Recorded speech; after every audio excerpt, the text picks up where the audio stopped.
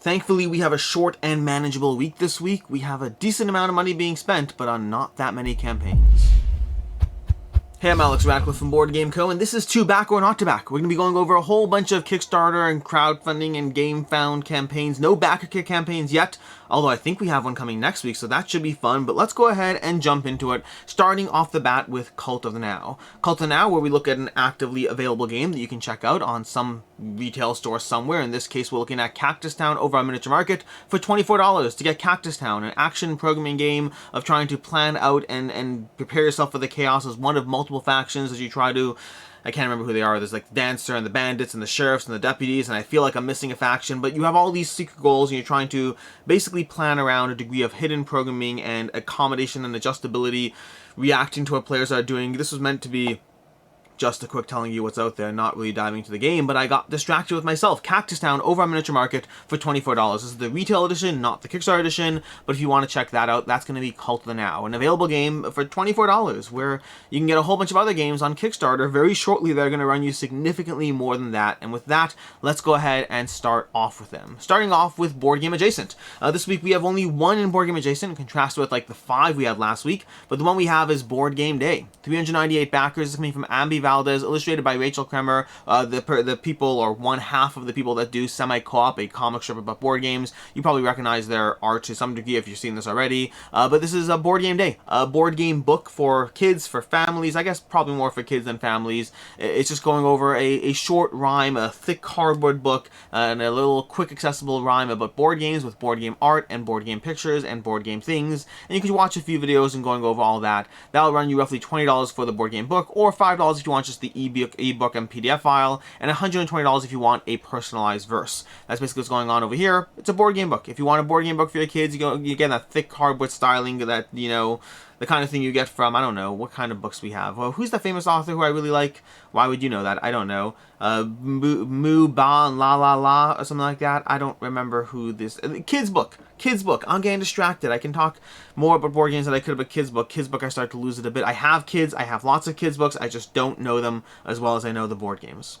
This is not looking good for me. Anyways, it's Board Game Day. Board Game Day, you can check that out over on Kickstarter. 398 backers, like I said already. $9,000 raised, 23 days to go. That's Board Game Day. From there, we're going to go straight to the campaigns. We don't have any cancellations or anything not funding at the moment, not from the things I'm looking at, and not a lot in the way of updates either. So we're going straight into the new campaign, starting off with Burncycle. Burncycle from Chip 3 Games, coming in at $296,000 raised, 4 days left to go, $75,000 goal, 2,600 backers. Burncycle is basically bringing you a reprint of Burncycle, in case you missed it, in case you want more content, as well as the new recruits and series reprint. They have a bunch of pledge levels over here, but effectively they're bringing you, let's go ahead and take a look at the Burncycle all gameplay over here. We have the new gameplay bundle, which is giving you the new corporation. So we have a new corporation, which is called Ebwal. We have the Renegades, which are going to be 4 new bots you can play as, and then the Robophobia, which is the contents of the expansion that are being unlocked throughout the stretch goals. Burncycle, if you don't already know, is a stealth, semi-stealth based game of abilities and actions and goals that you can play. It's from Chip 3 Games. They have a whole bunch of games in their catalog, from Too Many Bones, from Burncycle, from all these, and Burncycle is a phenomenal addition to the catalog. Been well rated by a whole bunch of people, although it's also been critiqued by some. Make sure to check both opinions. I believe Shut Up and Sit Down had some critiques around it, as well as I'm blanking on his name. Tim Chun had some critiques around it. Past that, I really enjoyed it. I know that One Stop Co-op Shop and Jeremy Howard really enjoyed it. I know a bunch of channels that enjoyed it, and a bunch of channels that owe more critiques. Make sure to do your own research to see if it's a game for you. But overall, Burncycle is a stealth-based game of actions and abilities using a chip theory-like system in terms of all the abilities condensed onto chips, and tons of abilities and tons of things and tons of variability, and the corporations and the captains and the scenarios and the maps and the floors and all these things giving you different ways to experience the same general system. An absolute ton of variability, to the point that you probably don't need the new content if you have the base game already, unless you are a hardcore fan who absolutely feels like they need the new content, whether or not you do. If you're actually someone who's gone through all the content, kudos to you. That's impressive, because there's a lot of configurations and mixing and matching you can have in the game. But overall, we have the all gameplay bundle over here, which is giving you all the gameplay stuff from the prior campaign, and then of course the new stuff as well. We have this going to be run you $220. We have the Burncycle new gameplay bundle for $45. We have the base game alone for $150. 150. We have the retailer pledge for 200. That's not really relevant to most of you. We have the base game and new gameplay bundle for 185, and then we have the all-in for 460. That's going to be including everything, including the brass mags. There's 2 sets of brass mags. For those who thought they already have the brass mags, understand that there's a new set of brass mags over here. We have all the expansions, or they're not the expansions. We have the stretch goals that are slowly being revealed, more cars, more contents, all the Robophobia stuff's going to go into the pack over there. We have the Ebwell Brigade Phalanx chips, just different stuff. You can check that out over here. But over here we have the various add-ons you can get, including 2 different sets of brass mags, if I can find them. Here we go. We have the brass mags volume 1 and volume 2. So if you only have volume 1, you might want to go ahead and get your hands on volume 2 there, because that's new brass mags, new metal miniatures for your game, as well as a deluxe playmat, a draw bag, more dice, the recruitment portfolio, whole bunch of content for this. Again, that's going to run you $460 for the all-in if you care about more than gameplay, although if you just care about gameplay, price is coming in at half that. But that's basically Burncycle. Another phenomenal game from Chip 3 Games, or at least I shouldn't say phenomenal, that's just my opinion. Another great game from Burncycle from Chip Theory Games, one that I really enjoy. Check out for the various opinions out there for yourself.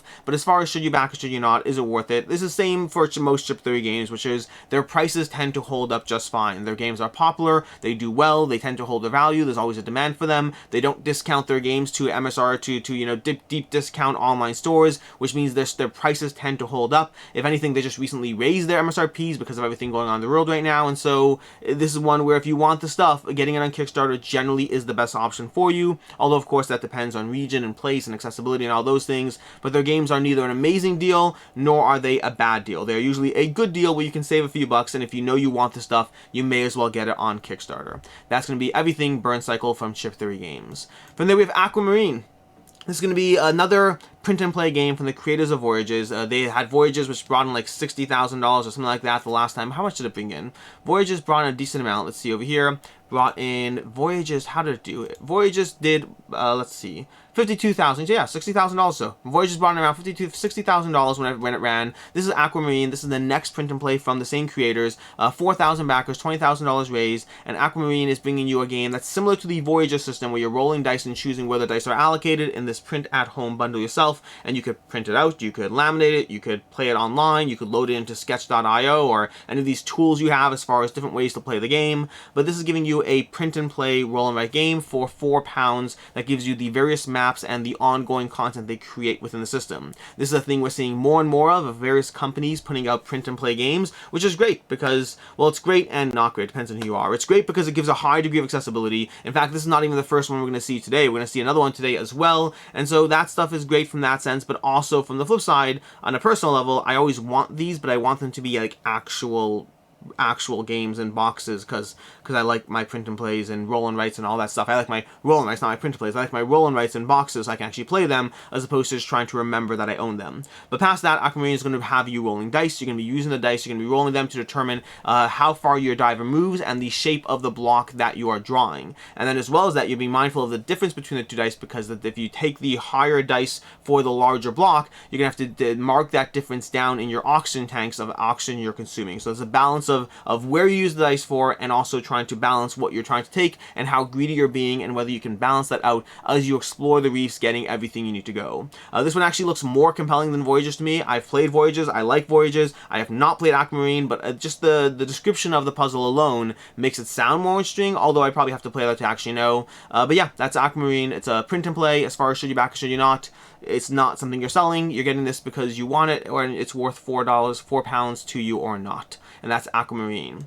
From there we have Shoes Tactics, the next of our print and play roll and write games. This one directly says that, you know, Voyages inspired them to some degree, but this is a unique tower defense inspired roll and write game. 1,100 backers, $10,000 raised, 16 days to go. Shoes Tactics is going to have you have a few things going on over here. First, you're going to be rolling a die to determine the various cards you have access to. Let's see if we can find a... Let's see if we can scroll down. It's going to be basically you're going to use $6 for the full campaign. This is giving you a campaign experience that grows and iterates upon itself. Over here we go. Here we go. So you're going to go ahead and roll a d20 to determine the 3 cards that you have access to, using the top half of 2 and the bottom half of 1. A little Gloomhaven-esque in terms of what it's doing, mixing that genre with a roll and write. And then from there, you're going to go ahead and create military formations with the various characters, use those polyomino shapes to launch your attack against enemies, and then clear rows for various combos, but be mindful of the enemies attacking you at the same time. That's the core core basic concept of the game, but you're going to be iterating upon that across a roll and write, across a campaign experience that gives you more stuff. I don't know what the stuff is, but gives you more stuff and iteration and all that. Similar to the way Aquamarine is going to give you multiple maps. I don't know how many, like I know Voyages give you at least 3, possibly more. Aquamarine is giving you some over there, but similarly we have Shoes Tactics is going to be giving you some content there, some additional content and iterative content in the game. There's a bunch of stuff being slowly unlocked. There's a bunch of content creation, anything from Paul Grogan to Rado Runs Through to Slicker Drips, a whole bunch of content creation out there as far as checking out whether this is a game for you, and that is Shoes Tactics. $6 for the basic game, and then $54 or $90 for like Crossover Hero or You as a Hero pledge options. Again, similar to Aquamarine, there's no holding its value here. You're either getting it or you're not. It's up to you. You can't really sell this, or at least you probably shouldn't be. From there we have Star Realms Rise of Empire, 4,253 backers, 17 days to go, $368,000 raised. Star Realms Rise of Empire is the legacy version of Star Realms across a 13-game legacy campaign, bringing you a bunch of new factions, a bunch of new content, a legacy campaign that is also replayable, especially if you get the infinite replayability tier, which we'll talk about more shortly. The general idea is for $60 you're getting the legacy tier of the game, $60 bringing you a base version of Star Realms that has a legacy 13-game campaign. As you buy cards, you're going to be putting your own stickers and choosing the upgrades that they are. You're defining what these cards are and how they are built. You are basically building out these cards, taking ownership of them for your faction, and determining what they'll be as you go. But you're doing that across 13 games, and so you're being mindful of how you grow and iterate across the course of the campaign as you go through multiple scenarios, as you have small tweaks or adjustments based on who won the scenarios. It's basically Star Realms, but with a campaign-based play or a legacy-based play. Which brings us to the additional pledge level. For $79 instead of $59, you have the infinite replayability tier. That's the same basic tier, but it's giving you additionally, for an additional $20, it's giving you the infinite replayability deck, which basically operates as a sticker-free version of the game in which you are going to be utilizing stickers, not stickers, you're going to be using a deck of cards instead of stickers, such that whenever you upgrade a card, you're not really putting a sticker on a card, but rather you're taking the selected upgrade card and adding that to your deck instead. It adds a drop more maintenance to the game, but it does so by making the game infinitely replayable, and not like you can finish the legacy game and keep on playing, but you finish the legacy game and then you reset the campaign and start again. The infinite replayability deck gives you an opportunity in a way to continuously engage in the campaign forever using the same core system by proxying out cards instead of using stickers. It all makes sense. It all works. I've had the prototype. You can check out my review or preview or whatever you want to call it of Star Realms Rise of Empire, and I go through the infinite replayability deck as well. You can check that out. It really does work as far as how the system runs at the slight trade-off of additional costs, but it makes it a campaign instead of a legacy game, so you can pick how you want to engage with that. Although for $20 you're making your $60 investment or whatever actually worthwhile. That's basically Star Realms Rise of Empire, and then of course, because of Star Realms, there's a ton of add-ons, including going all the way up to like $279 for the all-in tier, saving over $100 off the retail and all that stuff for an absolute ton of Star Realms content. Star Realms has been out for quite some time, which means it has had the opportunity to build up a lot of stuff. A lot of stuff in a lot of ways, with a lot of fun little cards, a lot of pretty looking cards, a lot of options and expansions. Just Star Realms is loaded with content, which brings us to should you back it, should you not. Overall, with this one, Star Realms is always a harder one to cover because of just how much content and variabilities there are, how many different ways you can mix and match and configure,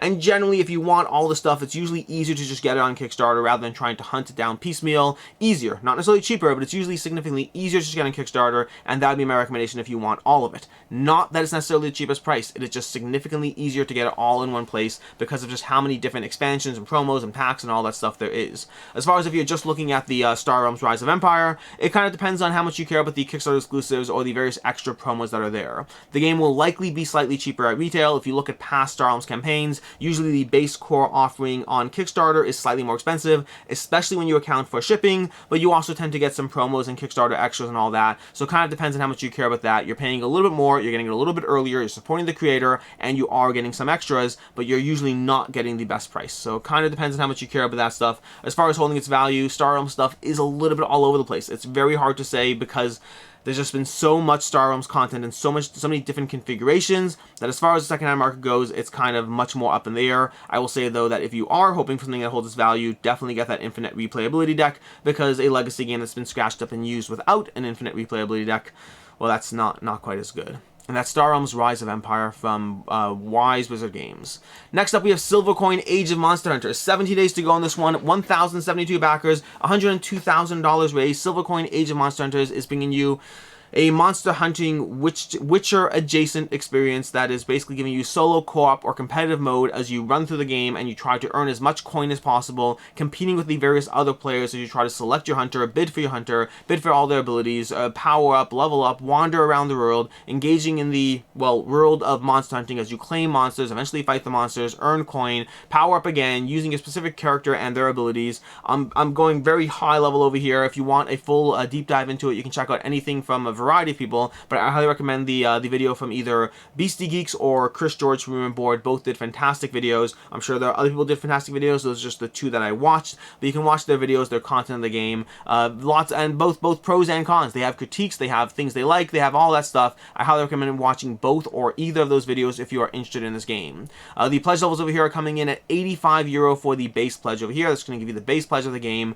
and then additionally for €145, you're getting a 25% discount on all the extras. And the extras specifically are going to be the Trinity expansion, the deluxe playmat, the metal coins, and the dice tray. 4 additional extras you're getting, 1 gameplay based, 3 non-gameplay based, and you can get all those for €145, which represents a discount, but it's a discount, so you have to decide if you cared about the other stuff, because otherwise you're not really getting a discount, you're just getting extra tchotchkes that you may or may not care about. But that's Silver Coin Age of Monster Hunters. This one, they're still unlocking stretch goals. They made it clear in the why back now. As far as the Kickstarter goes, if you want to get the Kickstarter versus retail, the Kickstarter is coming with both exclusive content as well as the opportunities to buy add-ons that will not otherwise be available in the future. And so that's basically why you want to get this on Kickstarter if you're interested in the game. As far as should you back it, should you not, will it hold its value? Hard to say on this one. Silver Coin in general falls into that category, which we see with a lot of games, where it's a fairly high price on a fairly premium product that depends on how well it's accepted or wanted. Currently, with 1,000 backers, this one's in the range of where it could go either way. I am skeptical it'll fully hold its value. I think this is the kind of game where you take a small hit on it after the fact, where there's an audience for it, there's clearly an audience, but it also depends on how well it's received. If this game is amazingly well received and everyone's like, this is absolutely amazing, that's one thing. But overall, I would say from people who've played the game, both content creators and people who have tried the game themselves on a TTS or whatnot, I would say my general opinion from what I've seen is that the game is good, but also has some degrees of fiddliness, some degrees of just putting a lot of stuff together, a very large table space, and so it's one that I'm not confident 100% where it goes. I am optimistic that this will be a well-received game, but there's a difference between well-received and amazingly received, and when you're talking about $100 when you count shipping and taxes and VAT and all that stuff, just to get your hands on a base pledge, that's always a high ask even in today's market, and so it's a question. We'll see where it goes. I'm neither confident of the value in either direction, and ultimately we'll see where Silver Coin Age of the Monster Hunter goes. The flexibility, that solo, co-op, or competitive, assuming they all hold up, that is a good amount of flexibility to hold on to. And then we have Quodd Heroes, which I'm realizing now is completely out of order because this absolutely should have been in the not yet funding category, and the reason it's over here in the later category is because it has $78,000 raised, and in my head I was like, $78,000 raised, that is totally a normal game, and we're not in the not funding category, even though technically Quodd Heroes is not yet funding and may not fund. So this is completely out of order, is what I'm saying. Completely out of order. Quodd Heroes, 2nd edition. We'll cover it now because we're up to it. So Quodd Heroes 2nd edition, $78,000 raised out of a $109,000 goal, 758 backers. This is one that's doing well, but not as well as they might want to be or need to be to actually fund. And in general, it also depends on what their funding goal is. Is it $109,000, or is it really that they need to get to X, Y, or Z, and if they don't cross that number, it's going to cancel and relaunch? I don't know. I've been waiting a long time for this one. Quodd Heroes is a fantastic game, and from what I'm seeing over here, the changes they're making are making it even better, to the point that I'm thinking about selling my copy so I can re-back this one, even though there's an upgrade kit. We'll get to all of that. But Quodd Heroes is a tabletop, let's read their sentence. A tabletop platformer experience with beautiful components, inventive and exciting gameplay, revised and improved for 2nd edition. That was useless. That didn't help me at all. Quodd Heroes is a game of programming out your quads. Your quads are these little cubes that are going to tumble around the map, and using the tumbling with their own little system of how they tumble, their own specific abilities and the ways they move, and you're trying to move around the map and navigate using abilities, using actions, using various map terrain and different things to pop, jump, skip, hop, teleport, portal, slide, all these different things around the map. You're basically programming the way you would in a game like Robo Rally, the way you would in a game like Mechs vs. Minions, but you're doing so in one of the most crazy and chaotic experiences that accommodates in such a way that the game itself gives you a ton of different scenarios and ways to play it. Anything from solo to co-op to competitive, anything from races to capture the flag to point, any number of different ways to engage with the game system, because it's all based on this weird pop, lock, navigate, turn, twist, have fun kind of movement that is a fascinating puzzle. And in terms of the sheer movement puzzle, my favorite from the various genre games that do this. From Nexus vs. Minions, which is one of my favorite games. I love Nexus vs. Minions.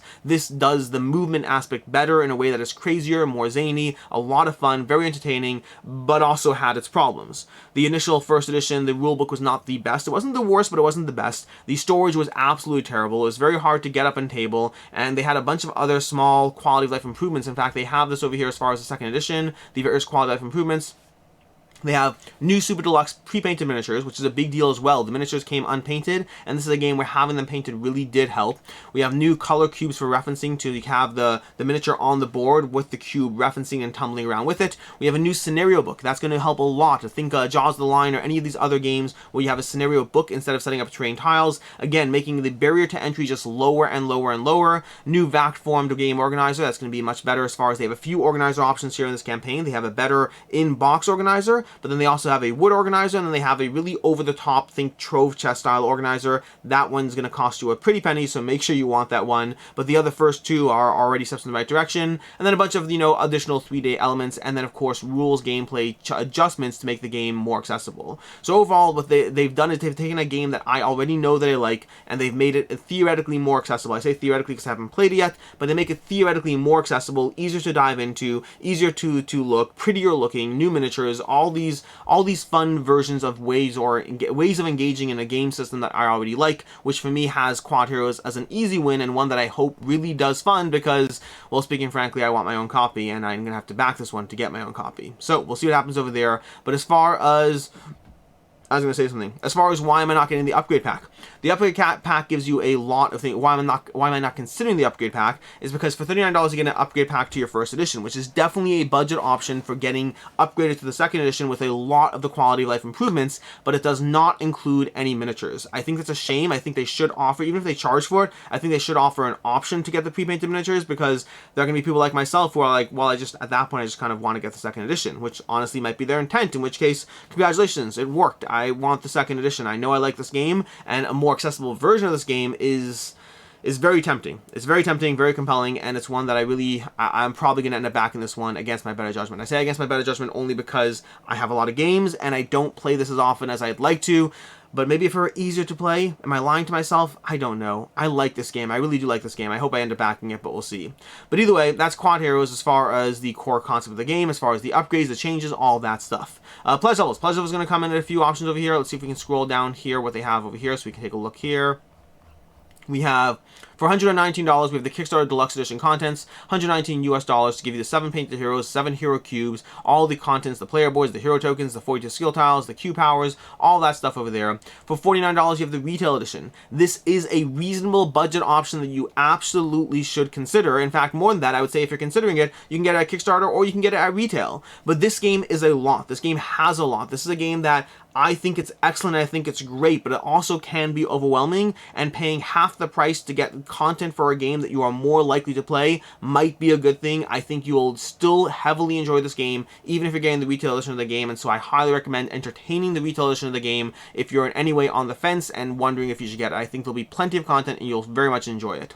Then from there we have the first edition upgrade pack, which is $39 to give you all the upgrade stuff to, like, scenario book and tokens and all these things like that, but no miniatures.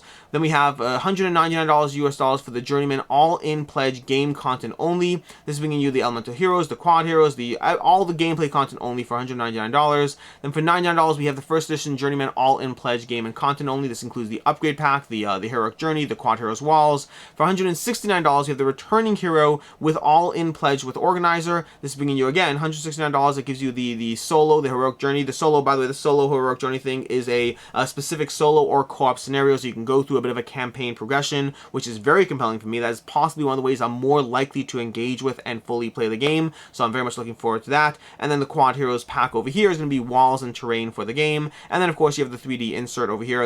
You'll probably have to assemble this. I imagine this does not come assembled. For $269 we have the new hero all-in pledge. This is the one that is the problem, because this is the one that is both tempting to me but also a lot of money for a game I'm not playing that much as is.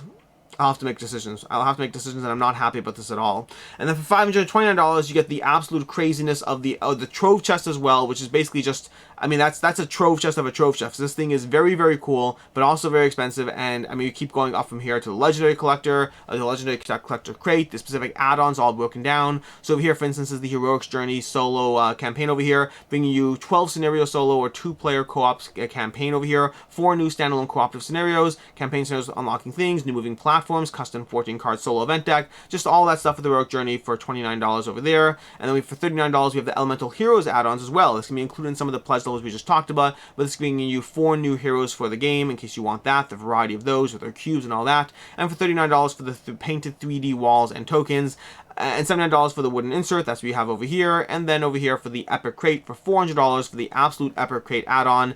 There's a whole lot of content here. A whole lot of content, a whole lot of ways to spend that money, which is why you have $79,000 out of 759 backers, a current average price point of roughly $100 per person. But I'm curious. I'm curious to see this at this funds. It's a great game, but like the balance, the weird part is it is a great game, and I'm trying to question, am I prepared to commit heavily to this game, or is it time for me to give it up? And I haven't decided that one yet. I really do like it. The problem is it's a lot of money to spend if I'm not certain whether it's the kind of game I'm going to dive into or just a game I really want to dive into but don't. Which brings us to the should you back it part, because if it would completely and totally hold its value, I wouldn't care. I'd go ahead and back it, and then, hey, if it's not for me, who really cares? I'll go ahead and sell it.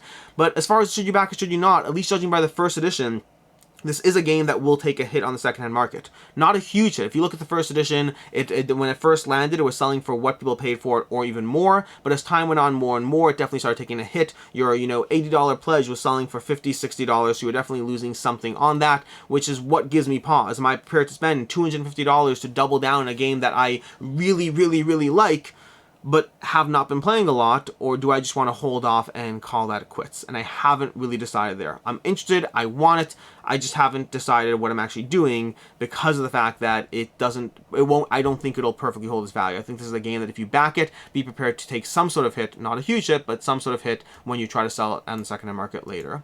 Which brings us to the second last campaign, basically, Moonrakers. I say second last because the last one's kind of more of a pre-order. Let's go to the last one first. Let's go a little out of order here. We're going to skip this. We're going to be crazy. Okay, we're going to go to Nexus Arena Combat System from D-Verse Publishing, 279 backers, $30,000 raised. This is basically a pre-order option for Nexus. Nexus has already been on Kickstarter, which is why we have 53 days left over here. It's already been on Kickstarter. They came back to GameFound. They said, hey, we're ready to go print it, and if you want it, you can go ahead and jump in on this now. This is going to be an RPG-esque arena combat game where you have your various characters, and you're going to be smashing the meat pulps into the meat pulps. You have your sideline arenas. You have all these coins you're trying to go for. You have the terrain. I don't know a ton about this game. Speaking frankly, I don't know a ton about this game. This is more of a pre-order for an already existing Kickstarter that existed. I covered this when it was on Kickstarter. I've forgotten most of it since then, and it's currently going to run you $120 to go ahead and get your hands on this one, and that's Nexus. I'm not heavily... It's one of those weird things where we're starting to see more and more of this with cross-platform things, where you kind of have something slightly phone it in, and we saw it recently with Ancient Blood had a GameFound campaign, then a Kickstarter campaign. We saw this with, same idea, the Witch game. What was the Witch one called? I can't remember what it's called, but they had a Kickstarter, then they had a Kickstarter with the soundtrack.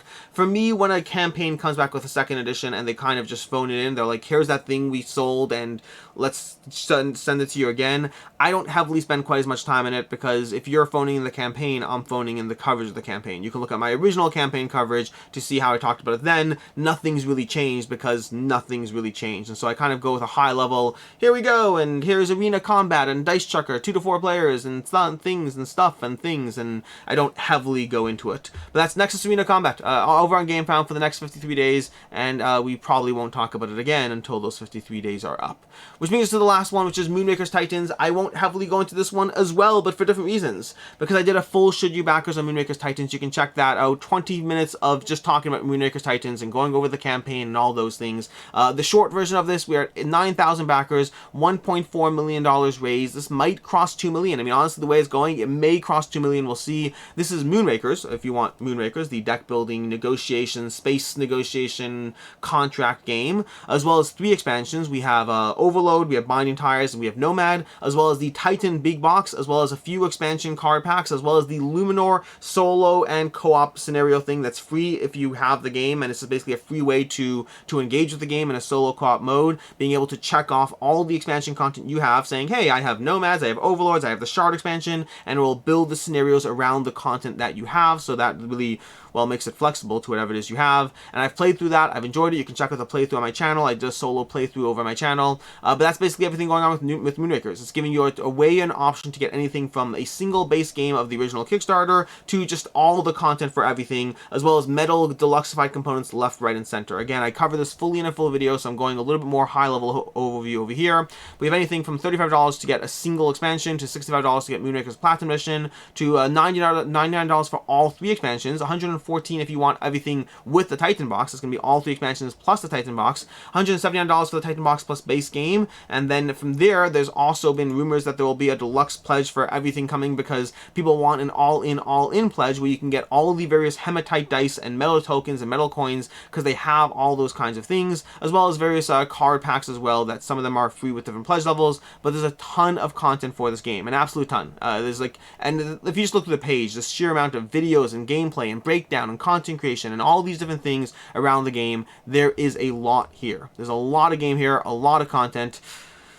It's Moonrakers. It's Moonrakers, and if you want the gameplay all-in is going to run you around $180. If you want to spend all-in, it's going to run you closer to $350, $400 to get absolutely everything. Similar to Burncycle, you're spending more than twice the price of the gameplay content if you want to deluxify it and bling out your game. Now, if you want to do that, by all means, go ahead and do that, but also don't say it's a $400 game. It's not a $400 game. It's a $180 game with bling attached. That's what Moonrakers is. And even at $180, that's $180 for the game plus 3 expansions, and that's before you get to the bling and everything else there.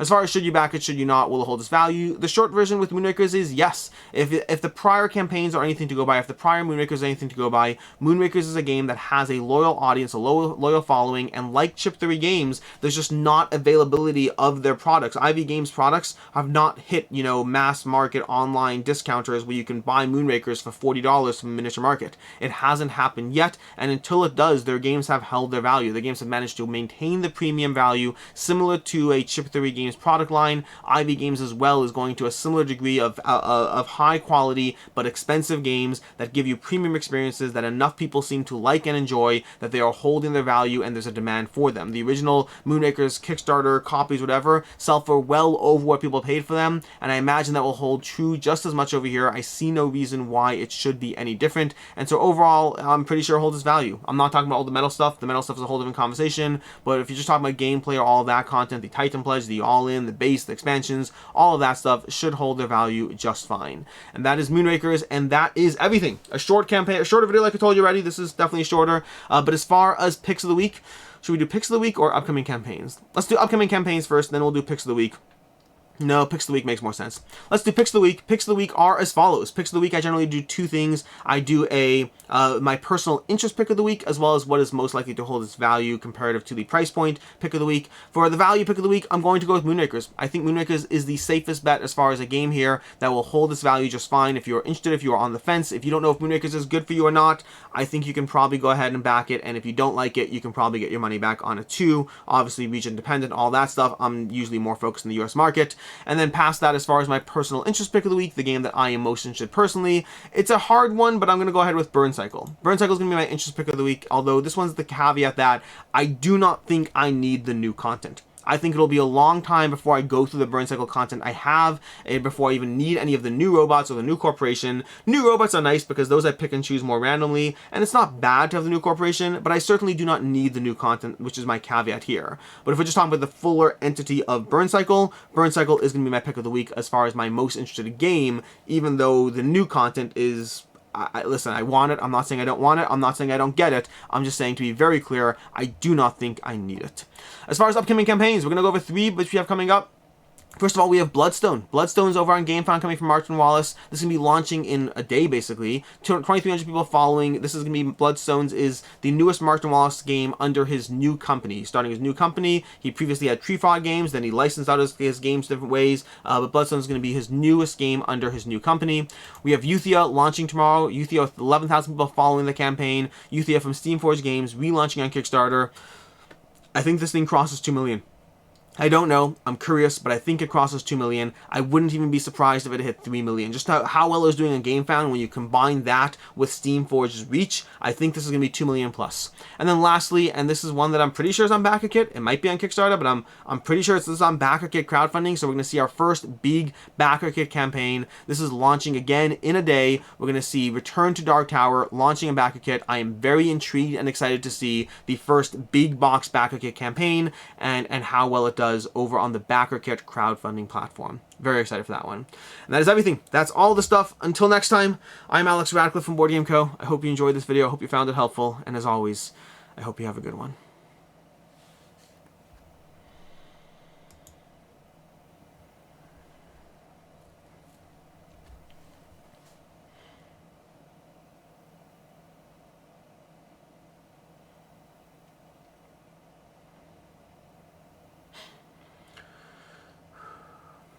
I'm currently watching a documentary on beavers. It's the best damn show I've ever seen.